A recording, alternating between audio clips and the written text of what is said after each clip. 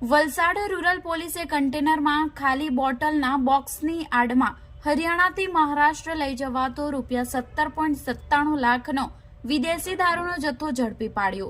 પોલીસે કન્ટેનર ચાલકની ધરપકડ કરી।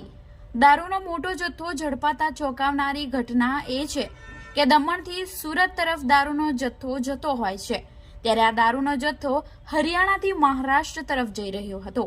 વલસાડ રૂરલ પોલીસની ટીમે નેશનલ હાઈવે નંબર 48 પર મોટી કાર્યવાહી કરીને પાસ પરમિટ વગરનો વિદેશી દારૂનો જથ્થો ઝડપી પાડ્યો છે। પોલીસ સૂત્રો પાસેથી મળતી માહિતી મુજબ વલસાડ રૂરલ પોલીસની ટીમ હાઈવે પર પેટ્રોલિંગમાં હતી।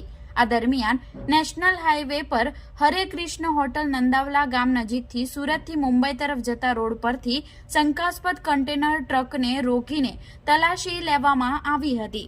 તપાસ દરમિયાન પોલીસને જાણવા મળ્યું કે આ ટ્રકમાં ખાલી બોટલના બોક્સની આડમાં વિદેશી દારૂનો મોટો જથ્થો છુપાવવામાં આવ્યો હતો। આ જથ્થો હરિયાણાથી મહારાષ્ટ્ર તરફ લઈ જવામાં આવી રહ્યો હતો। રૂરલ પોલીસે તપાસ પરથી કન્ટેનર ચાલક નાસિર દેધવાલની ધરપકડ કરી હતી, જ્યારે અન્ય એક આરોપી ફરાર થવામાં સફળ રહ્યો હતો।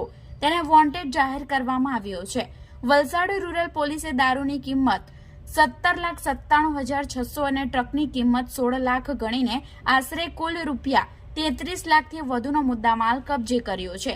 પોલીસે પકડાયેલા આરોપી અને ફરાર આરોપી વિરુદ્ધ ગુનો નોંધી આગળની કાયદેસરની કાર્યવાહી હાથ ધરી છે।